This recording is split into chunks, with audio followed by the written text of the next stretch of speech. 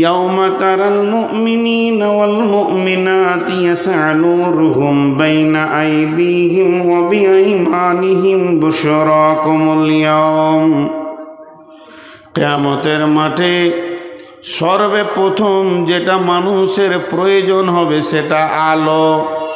তার কারণ কিয়ামতের ময়দানটা অন্ধকার হবে, সূর্য থাকবে না, তারা থাকবে না, নক্ষত্র থাকবে না, বিদ্যুৎ প্রকল্প থাকবে না, জেনারেটর থাকবে না, মোমবাতি থাকবে না, জোনাকি পোকা থাকবে না। যে উপকরণ দিয়ে আমরা আলো পাই এগুলো একটাও থাকবে না। কিয়ামতের ময়দানটা চমকাবে একটা আলোতে। ও আশরাকাতিল আরদু বিনূরি রাব্বিহা, আমার রবের নূরে কিয়ামতের ময়দান চমকাবে। তবে তার নূরের ভিতরে থাকবে কুদরতি ক্ষমতা। বেঈমানরা সে নূর দেখতে পাবে না। যে বেঈমানরা এই পৃথিবীতে মসজিদের দরজা দেখেনি তারা কোনোদিন সেই নূর দেখতে পাবে না। ওই দিন নূর দেখবে কে? ওই দিন নূর দেখবে যে 5 ওয়াক্ত সালাতে হাজির দিয়েছে। ইয়াউমা তারাল মুমিনিনা ওয়াল মুমিনাতি ইয়াসআ নূরুহুম বাইনা আইদিহিম ওয়া বিআইমানিহিম বুশরাকুমুল ইয়াওম। তিরমিজি যখন পড়ছিলাম তো একটা হাদিস পেয়েছিলাম যে এই হযরত আবু হুরায়রা উজু করছে, তেমনি করে পানি নেই, মানে এই পর্যন্ত টানছে।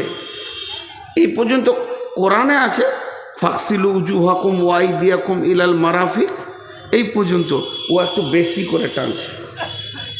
আর হযরত উমর রাগী মানুষ, দেখতে দেখতে, আর যত রাগী তত নরম, জিভ যত নরম দাঁত তত শক্ত থাকে পাশাপাশি। ঠিক আবু হুরায়রা আর হযরত উমর দুটি পাশে পাশে, মহব্বতও খুব, কিন্তু খুব নরম। উমর দেখতে দেখতে বলছে, এই তুই কতটা পানি টানছিস? বলছে এই পর্যন্ত। আর ও ঘাড়ে ধরেছে, বেশি বুঝিস তো কোরআন, তোকে বেশি বুঝতে হয়েছে। বলে কেন? ছাড় ভাই। বলে ছাড়, তোকে ছাড়বো, রসুলের কাছে নিয়ে গিয়ে ছাড়বো তোকে, নবীজির কাছে নিয়ে গেছে। তা আবু হুরায়রা নরম মানুষ, কাবু, এই ছাড়ো ছাড়ো। কি হলো?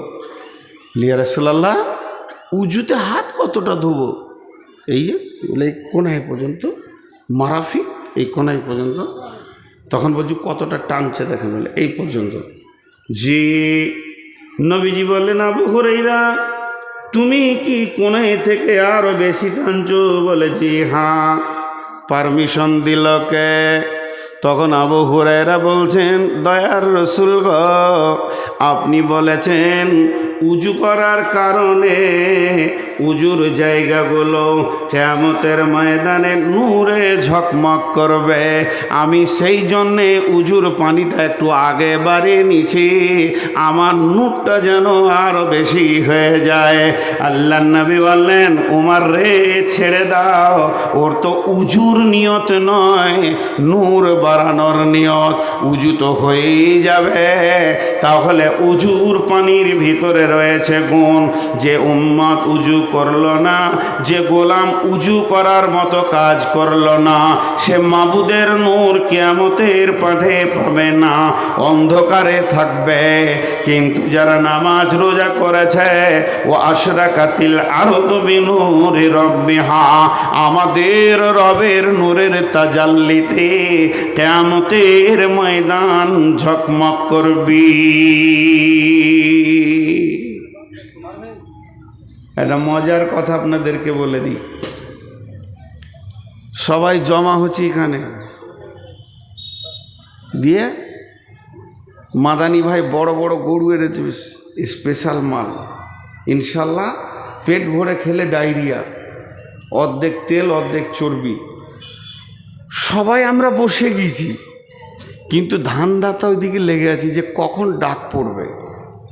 এটা আমি উদাহরণ দিচ্ছি। কিন্তু আপনি গেটে ঢোকার সঙ্গে সঙ্গে আপনাকে টিকিট দিয়ে দিয়েছে, এখনো খাবার ডাক পড়েনি। টিকিট পেয়েছেন মানে আপনার থালা লেগে গিয়েছে। কথাটা বোঝাতে পারলাম? তো কিয়ামতের মাঠে আপনি যখন উঠবেন, এখন বিচার হবে, ফাইসালা হবে, কিন্তু যদি আপনার উজুর জায়গাতে নূর লেগে গেছে মানে আপনি বুঝলেন যে কাজ হয়ে গিয়েছে। কোরআন বলছে এটা, ইয়াউমা তাবিয়াদ্দু উজুহু ওয়া তাসওয়াদ্দু উজুহু ফাআম্মাল্লাযীনা বিয়াজ্জাত উজুহুহুম ফাফি রাহমাতিল্লাহি হুম ফিহা খালিদুন। সেই কিয়ামতের দিনে কিছু চেহারাতে নূরে ঝকমক করবে, আর কিছু চেহারা কালো হবে। তবে যাদের চেহারাতে নূর লেগে যাবে, হিসাবের আগে তুমি বুঝে নাও তুমি আল্লাহর রহমতের আয়াতভুক্ত চলে এসেছ, তোমার আর চিন্তা নাই। অতএব মুসলমান, কিয়ামতের মাঠে আল্লাহর নূর এবং দিদার যদি নিতে হয়, নামাজ আর রোজা দুইখানা ইবাদতকে মজবুত করতেই হবে। চারটা সান্ত্বনাদায়ক জিনিস বলেছি, তার মধ্যে তিনটে বলা হলো। একটা হাউজে কাউসারের পানি, একটা আল্লাহর দিদার, আর একটা হলো আল্লাহর নূরের তাজাল্লির জ্যোতি। তিনটে বলা হলো, একটা বাকি আছে, এইটাই বিস্তারিত বলবো। আর একটা কি আছে? মনের সান্ত্বনা, দিলের তাসাল্লি দেওয়ার মতো। থাকবো কোথা? গাছ থাকবে না, পালা থাকবে না, ছাদ থাকবে না, মাথার উপরে সূর্য থাকবে, মাটি তাঁ করে তামার মতো জ্বলবে। কিয়ামত এই মাটিতেই হবে, যেটাতে আমরা বসে আছি, এই জমিনেই কিয়ামত হবে। তাহলে যাব কোথা? নদী নাই, নালা নাই, পুকুর নাই। এক কথায় বুঝেলেন, এই রুটি মা বোনেরা যে রুটি সেঁকে খোলাটা, ওই রকম গোল পৃথিবীটা একটা খোলার মতো হয়ে যাবে। উঁচু নিচু, আপার ডিপার, পাহাড় পর্বত, নদী খাল বিল কিচ্ছু থাকবে না। 40 বছর পৃথিবীটা শূন্য অবস্থায় পড়ে থাকবে। অনুফিকা ফিসুরি ফাসিকা মান ফিস সামাওয়াতি ওয়া মান ফিল আরদি ইল্লা মান শাআল্লাহ সুম্মা নুফিকা ফিহি উকরা। যখন দ্বিতীয় সুর ফোঁকা হবে, এই মধ্যখানে 40 বছর একদম খৈলান হয়ে যাবে। দাঁড়াবো কোথায়? ছায়া তো নাই, ঘামে ডুববে মানুষ, বিকট চিৎকার করবে, কিন্তু মত হবে না। দাঁড়াবো কোথা? একটা ছায়া থাকবে, মাত্র একটি ছায়া। আল্লাহ নবী বলছেন, এটাই আমার বক্তব্য আজকে। ওয়া নবী হুরায়রা রাদিয়াল্লাহু তাআলা আনহু قال قال رسول الله صلى الله عليه وسلم سبعة يظلهم الله في ظله يوم لا ظل إلا ظله। কঠিন কিয়ামতের দিনে কোনো ছায়া থাকবে না, পাহাড় পর্বত থাকবে না, গাছপালা থাকবে না, যার ছায়াতে গিয়ে একটু জানটাকে রেস্ট নিব। আল্লাহর নবী বলছেন একটা ছায়া থাকবে, সেই ছায়াটার নাম আল্লাহর রহমতের ছায়া। পূর্ব যুগ থেকে শুনে এসেছি আরশের ছায়া, কিন্তু হালাকে সেটা সত্য হচ্ছে আল্লাহর রহমতের ছায়া। ওই ছায়াতে কিছু মানুষ জায়গা পাবে। বিশ্বনবী বলছেন 7 জন লয়।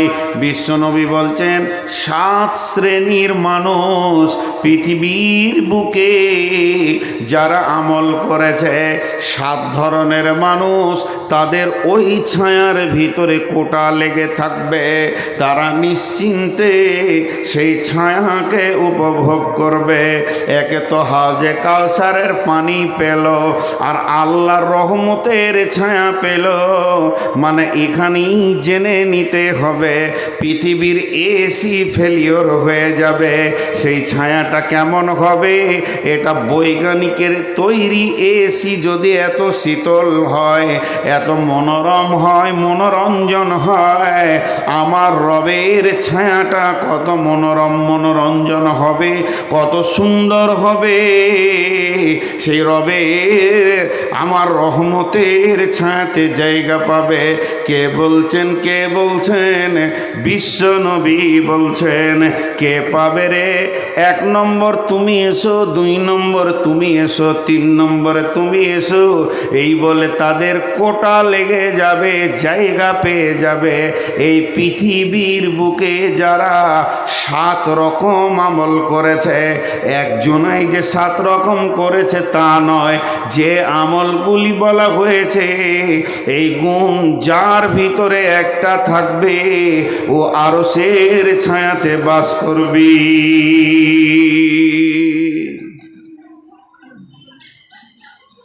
এরা উঠছে কেন? 12টা যে বাজে নাই বাপজি। এরা বলছে তুই থাক গা, তোর বাপ থাকুক গো, আমাদের আরশের ছায়া দরকার নাই, পেট ভরে গোশ খেয়েছে, এখন ঘর যায়। জি, রাগ করিয়েন না বাপ, যান, আল্লাহ সহি সালামতে বাড়ি পৌঁছিয়ে দেয়, যেন রাস্তায় কোনো অসুবিধা না হয়। জি, এটা শীতের সময় তো, যারা সুগারের রুগী হয় তাদের অনেক রকম কষ্ট হয়, বয়স্ক মানুষ, ঘন ঘন পেশাব লাগবে। তো আমি আপনাদের সামনে সেই 7 শ্রেণীর গ্রুপটা আজকে বলবো।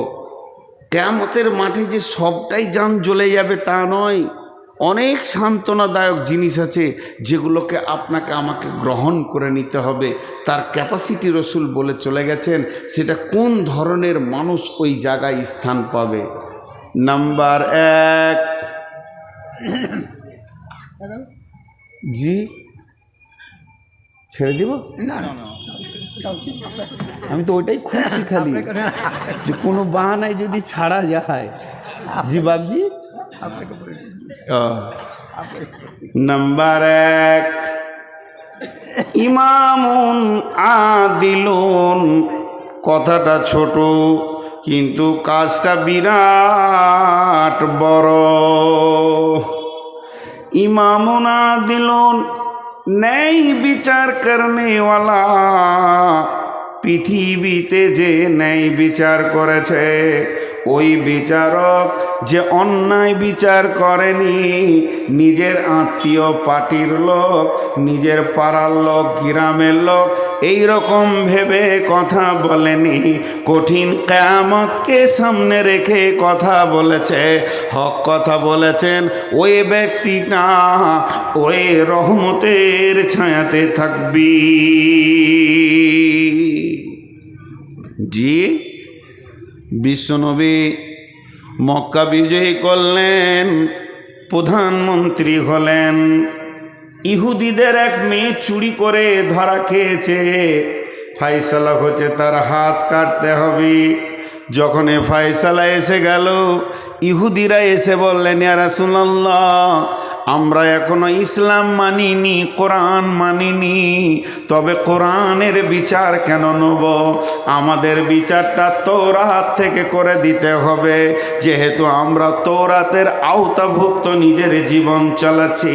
কিন্তু তাদের জানা ছিল না আল্লাহর নবী একজন সাহাবীকে তৌরাতের পণ্ডিত করে নিয়েছিলেন, হাফিজ করে নিয়েছিলেন। নবীজি বললেন, ঠিক আছে, যাও তোমরা তৌরাতের পণ্ডিত নিয়ে এসো এবং মুজরিমকে নিয়ে এসো। তারা সেখানে এসে হাজির হলো। তারা তাদের হাফেজগুলোকে বলতে বলতে এলো, তোদেরকে কিছু টাকা দেওয়া হবে, যে জায়গায় হাত কাটার কথা আছে ওই শব্দটাকে চেঞ্জ করে দিয়ে ওই শব্দটাকে বাদ দিয়ে লাফিয়ে তুই পড়ে নিবি, তাইলে আমার মেয়ের হাত কাটাটা বন্ধ হয়ে যাবে। সম্ভ্রান্ত ঘরের মেয়ে। এবার তারা সেই রকম টাকা হাফেজ তারা এসেছে। নবীজি বললেন, বলো চুরির শাস্তি কি তৌরাতে আছে? ও পড়তে পড়তে ওই জায়গাটা যখন টপকে দিছে, আমাদের সাহাবীদের ভিতরে যে হাফেজ ছিল বললে, দাঁড়িয়ে যা, দুটো শব্দ বাদ বরবাদ করে দিলে, এটা করা যাবে না। মেয়েটির হাত কাটা হয়েছে। বন্ধুরা আমার, তখনই বিশ্বনবী বলেছিলেন ওয়ালাউ কানা বিনতি ফাতিমাতা, এই জায়গায় যদি আমার মেয়ে ফাতেমা হতো তা আমি নবী মুহাম্মদ সাল্লাল্লাহু আলাইহি সাল্লাম নিজের হাতে তার হাত কেটে দিতাম।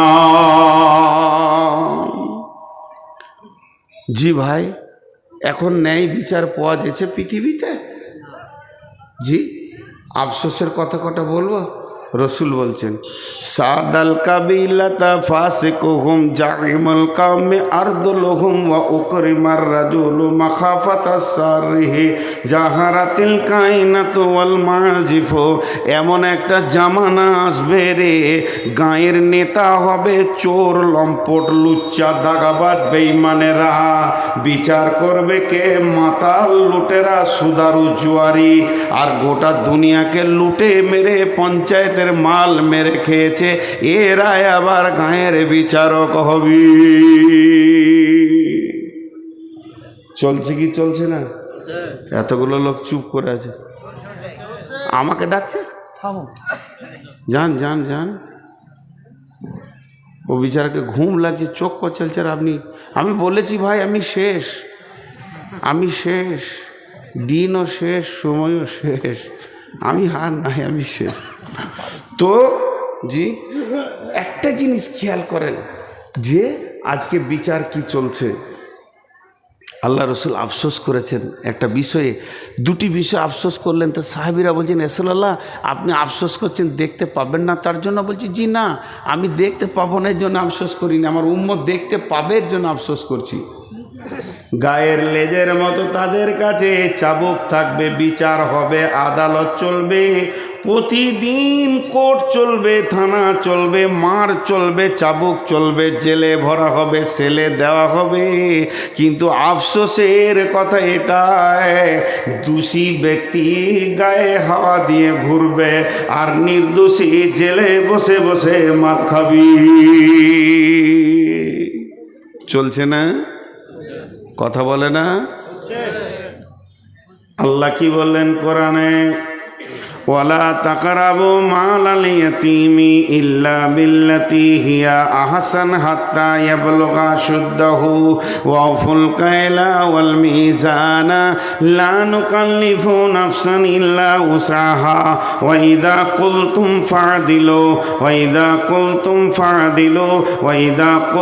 ফা'দিলু ওয়ালাউ কানা দা কুরবা। তুমি যখন বিচারে বসবে, সাক্ষী দেবে, তো ন্যায় কথা বলবে, যদিও তোমার নিকট আত্মীয় হয়।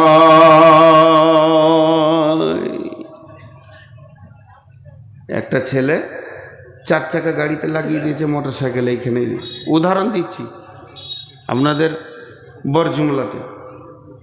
আর গাড়িটা আসছে কোথা থেকে? পাকুড় থেকে। সে গরিবের বাচ্চা বিচারাকে 400 টাকা দিয়ে বলেছে মালটা ঢেলে দিয়ে আজকে ঘুরে এসে খাবি। পেট তার চুঁ চুঁ করছে। আর যে টোটোওয়ালাদের অত্যাচার চলছে রোডে, আল্লাহ মাফ করো, এ যে করোনা ভাইরাসের থেকেও কঠিন ভাইরাস।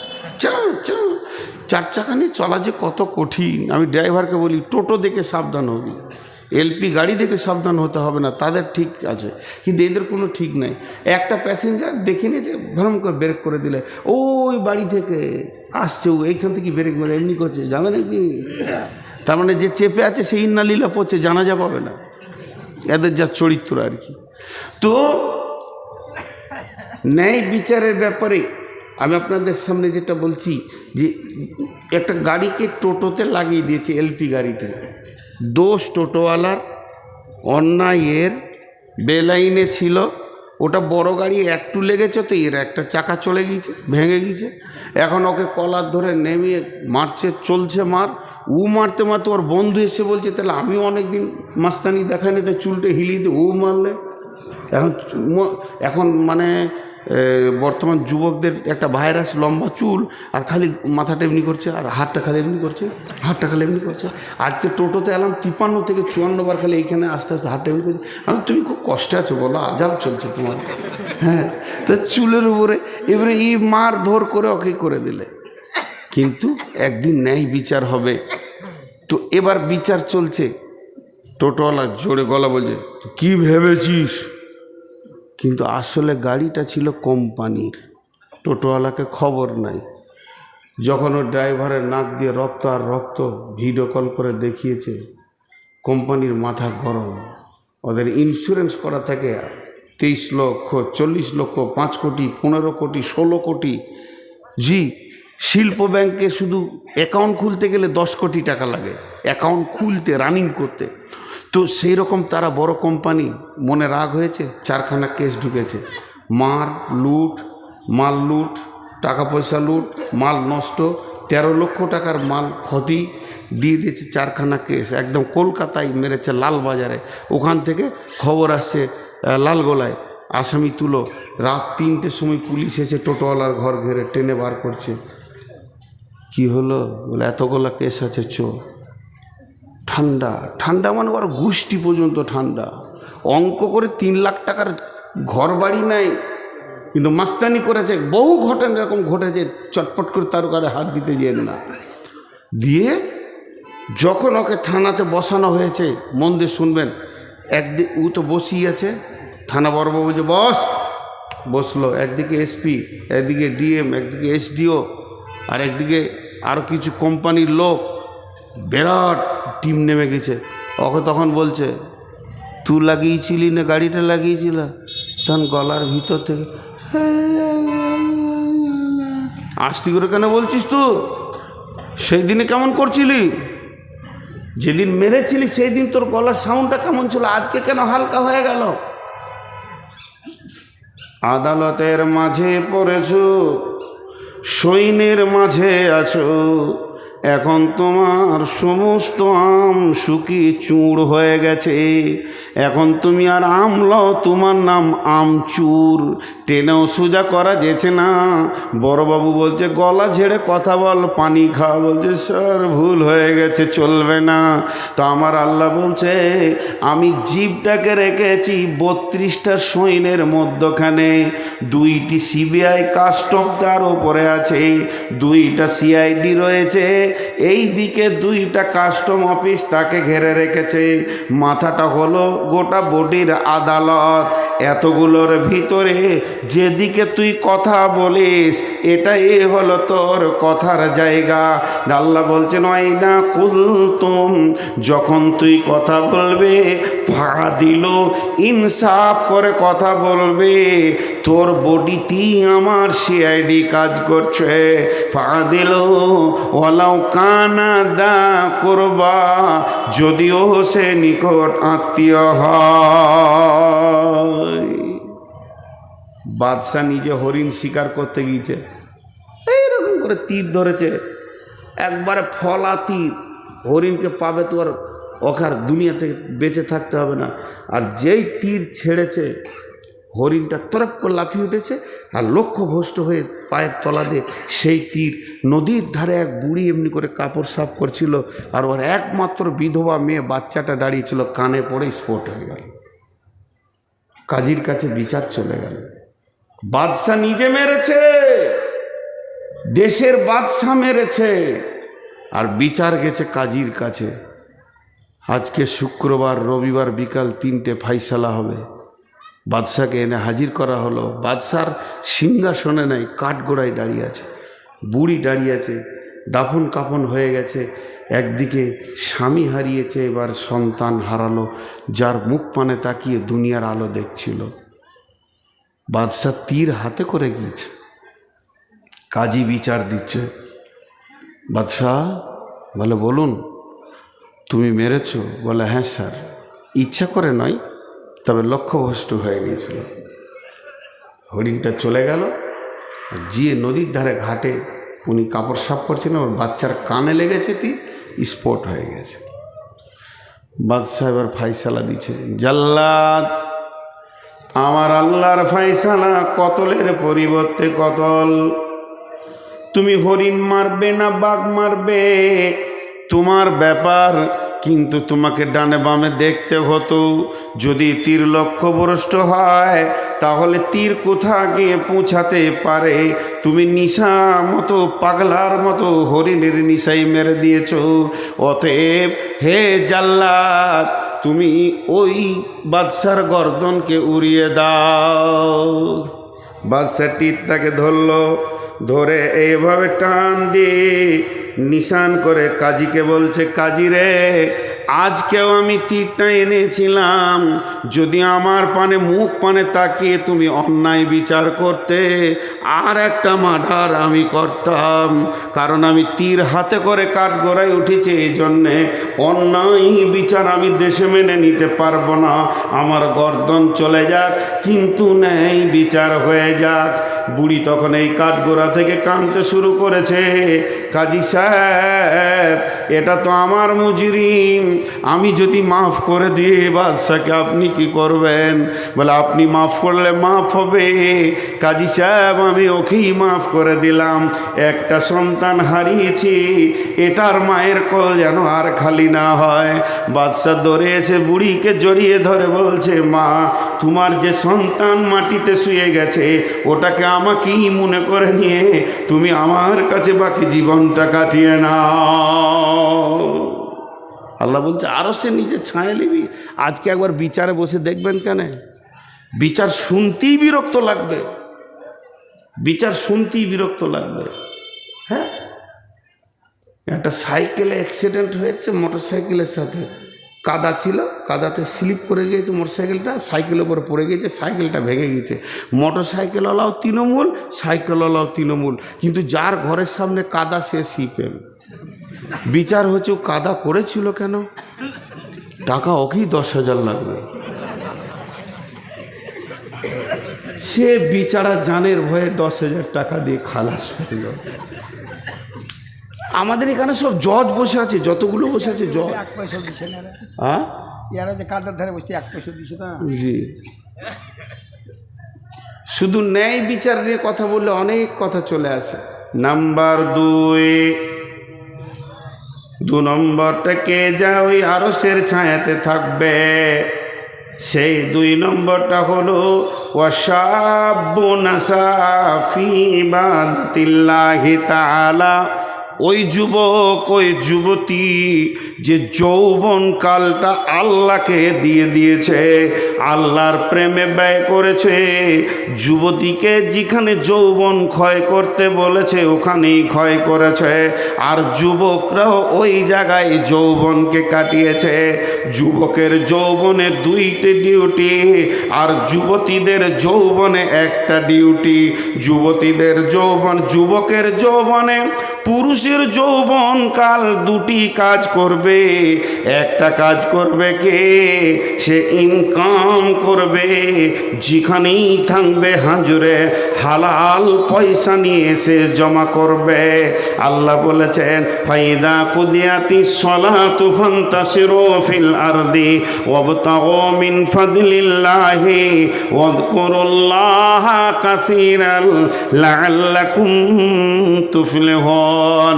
আমার মতো সুগারের রোগীটা মসজিদে বসে বসে বসে বসে আসর থেকে মাগরিব পর্যন্ত যদি সুবহানাল্লাহ আলহামদুলিল্লাহ বলে, যে নেকিটা পাবে, একটা যুবক যদি শুধু একটা মাল সেল করার জন্য বেরিয়ে যায়, সে যে ইনকামটা করবে, যদি ও রাস্তার ধারে বলে 4 আনা 4 আনা 5 টাকা 5 টাকা, মানে চিড়ে বাদাম বিক্রি করছে 5 টাকা 5 টাকা 5 টাকা 5 টাকা 5 টাকা, মুখ দিয়ে কুলহ লয়, ইন্না আতাইনা নয়, 5 টাকা 5 টাকা 5 টাকা 5 টাকা, এই যে মুখ দিয়ে বলছে লিবেন ভাই আপনি খান, আপনার ছেলে মেয়ের জন্য নিয়ে যান, এই যে ওর মুখটা চলছে, আর আমি মসজিদে বসে বসে সুবহানাল্লাহ সুবহানাল্লাহ সুবহানাল্লাহ, আমার থেকে লাখো গুণে বেশি নেকি পাবে।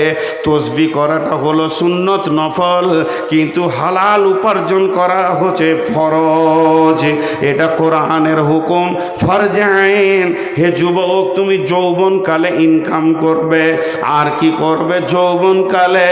ওয়াল হাফিজুনা লিহুদুদিল্লাহ, আল্লাহর কোরআনের হিফাজত করবে।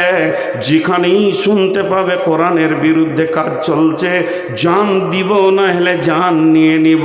ইউকাতিলুনা ফি সাবিলিল্লাহি ফায়াকতুলুনা ইয়াকতুলুনা ওয়া ইকতালুনা, হয় কতল করব নাই কতল হয়ে যাব, আল্লাহর জমিনে বেঈমানি করতে দিব না। যুবক তুমি উঠে দাঁড়াও, দুটি তোমাদের কাজ। আর যুবতীরা কি করবে? কুল্লিল মুমিনাতি ইয়াগুযুদনা মিন আবসারিহিন্না ওয়া ইয়াহফাজনা ফুরুজাহুন্না। মেয়েদের যৌনাঙ্গ, মেয়েদের শরমগাকে কেন্দ্র করে আমার রব কোরআনে বেশ কয়েকটা আয়াত নাজিল করেছেন। আম্মা জান আয়েশাকে পাক করতে গিয়ে 11খানা আয়াত নাজিল করেছেন। হযরত মারিয়ামের পবিত্র ঘোষণা করতে গিয়ে বেশ কয়েকটা আয়াত নাজিল করেছেন। এবং আমার রব সারা পৃথিবীর যত মোমেনা আছে, আল্লাহ ওয়ালি আছে, এদের যৌনাঙ্গকে এক জায়গায় করে বলেছে তোমরা এটাকে হেফাজত করো। এটা যে কত দামি জিনিস। আমার পৃথিবীতে যত নবী, যত মাওলানা, যত মুফতি, যত বক্তা, যত মাদানি, যত কারি, যত হাফেজ, যত শহীদ, যত নবী, যত আম্বিয়া এসেছে, ওটার ভিতর দিয়ে পৃথিবী দেখেছে। আল্লাহ বলেছেন সুম্মাস সাবিলা ইয়াসসারা, তোমাদের মায়ের রাস্তা তোমাদের জন্য আসান করে দিয়েছি, এর জন্য পৃথিবীর আলো দেখেছ।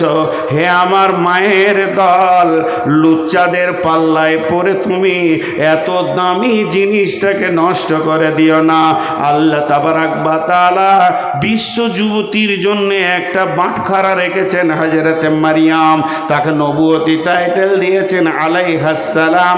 সেই মারিয়ামের ব্যাপারে আল্লাহ বলছেন ওয়া মারিয়াম ইবনাতা ইমরানা আল্লাতী আহসানাত ফারজাহা ফানাফাকনা ফীহি মির রূহিনা ওয়া সাদ্দাকাত বিকালিমাতি রাব্বিহা ওয়া কুতুবিহি ওয়া কানাত মিনাল কানিতিন।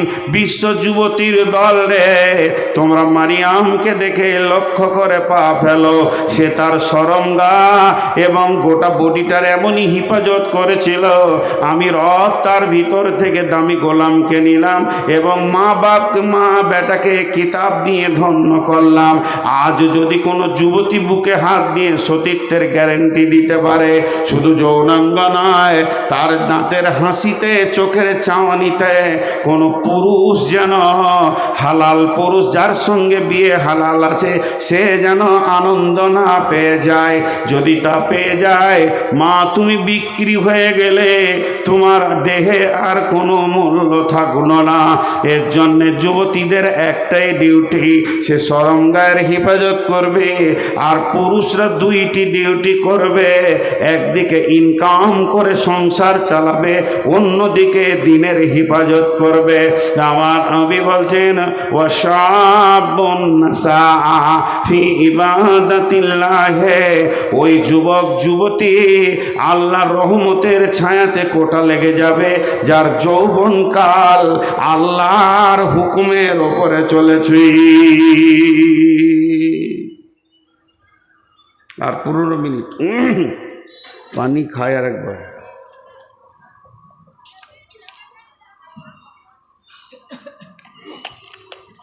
জি, নাম্বার 3, ওয়ারাজুলুন কালবুহু মুআল্লাকুম বিল মাসাজিদি। আহা, বিরল বর্ডারে ঢুকেছি আমি বাংলাদেশ, ওই রাধিকাপুর হয়ে দিয়ে সমস্ত পাসপোর্টের কাজ হয়ে গেল, তো ভোগ লেগেছে, তো একটা হোটেলে গেলাম।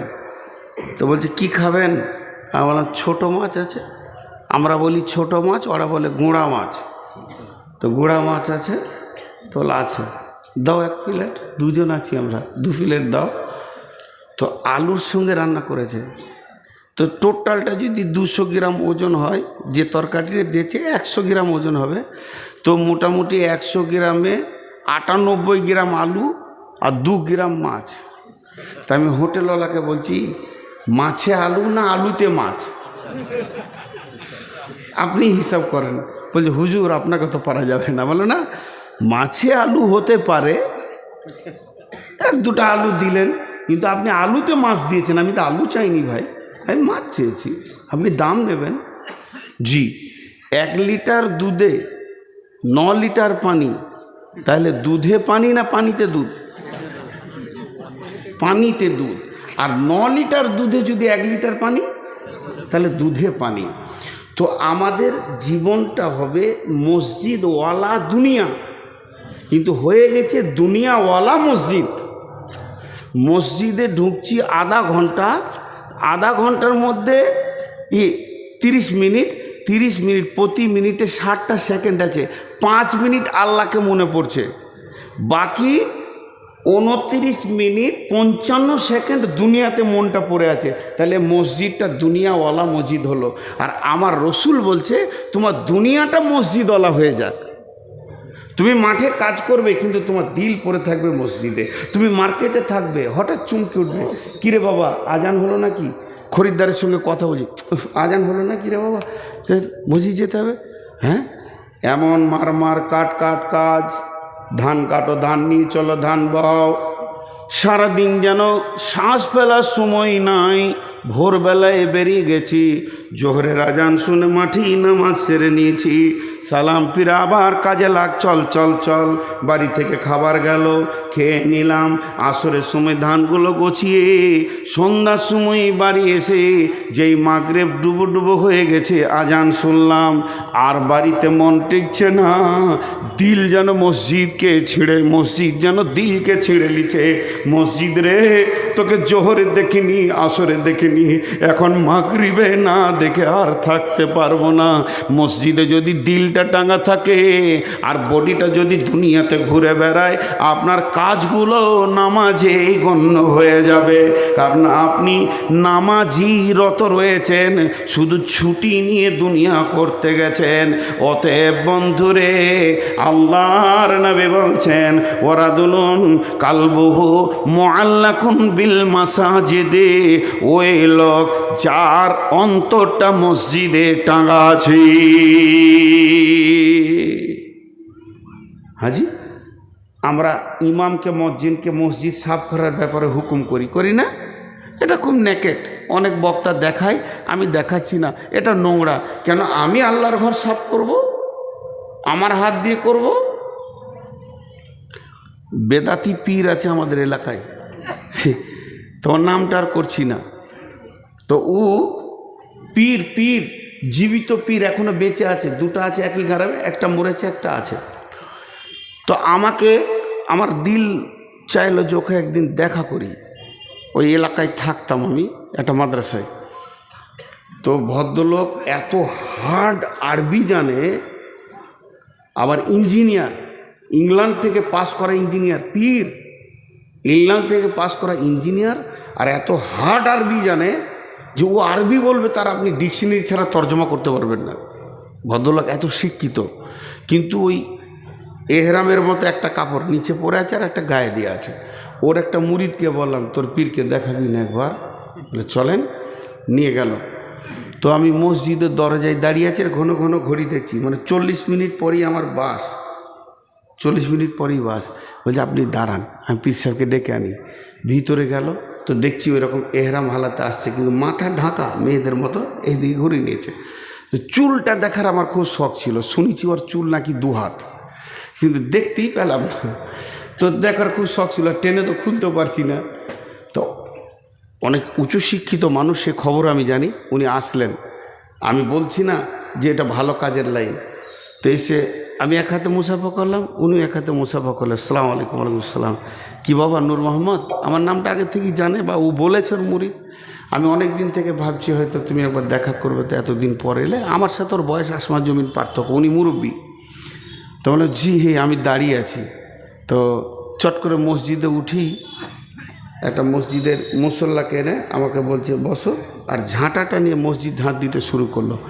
আমি বলছি হুজুর আমাকে দেন। বলছে না, তুমি মেহমান, তোমাকে দেওয়াটা আমার ঠিক হবে না, এটা তো রসুল দেননি মেহমানকে, আমাকে তোমার ইজ্জত করতে হবে।